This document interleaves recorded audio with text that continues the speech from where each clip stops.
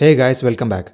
In this video, I will show you how to install Horizon 1 ROM on Samsung Galaxy S8 and S8 Plus. Let's try this ROM on my S8 Plus and we will see how good this ROM is.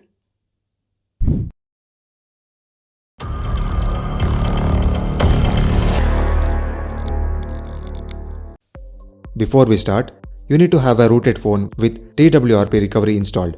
If your phone is not rooted, I have a video to show you how to root. The link is in the description. Follow the instructions and when you're done, come back to this video. You need to go to XT Developers page and download the ROM zip file. Find the link in the description.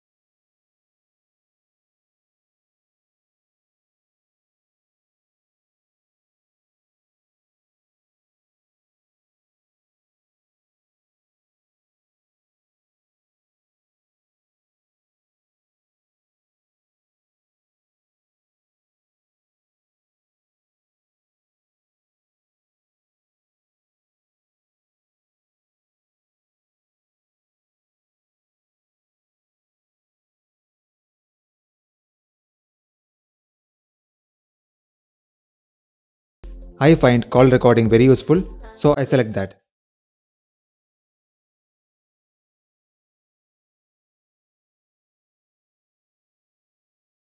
I do not use Bixby, so I would like to remap Bixby button to launch camera. I need root access to control CPU performance, so I select Magisk. I am okay with default fonts.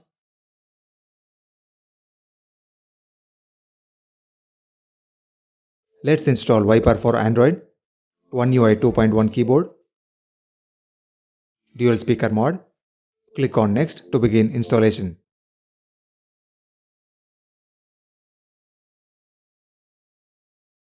Now installation is complete.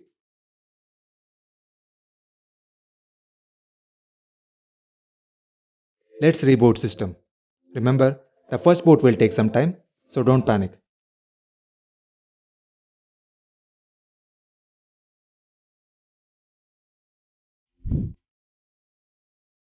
Now the phone has booted up. I have been using this ROM from past 2 days and I have not seen any bugs.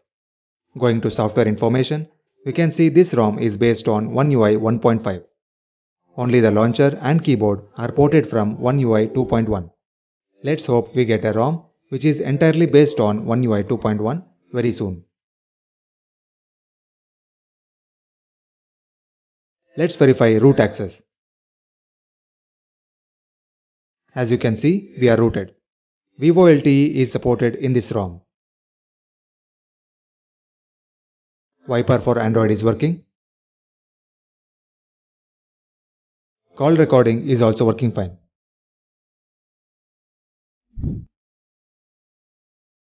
Going to Horizon Manager, this is where you can monitor and control CPU and GPU performance.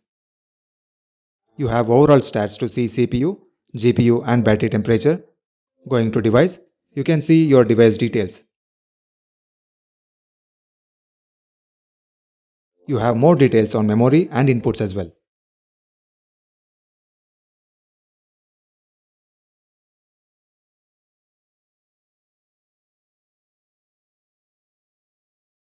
Going to CPU in kernel configuration, we can see S8 has 8 core processor. 4 of them are faster and the other 4 are slower. We can set maximum and minimum frequencies for these big CPU cores. I would suggest you guys to leave this setting as it is. If you are into gaming or you want to get maximum performance out of your phone, you can change CPU governor to performance. This will have an impact on your battery performance, so you decide which is more important for you. If you are unsure, you can select interactive, which is default. You can do the same with small CPU cores as well. When you are done, to apply your settings, click on Apply on boot and restart your phone.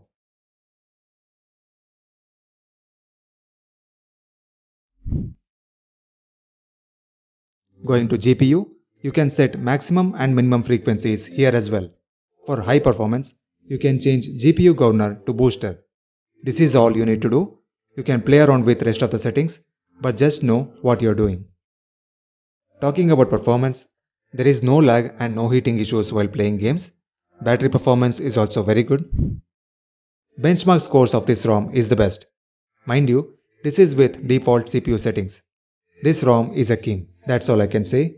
Should you try it? Definitely yes.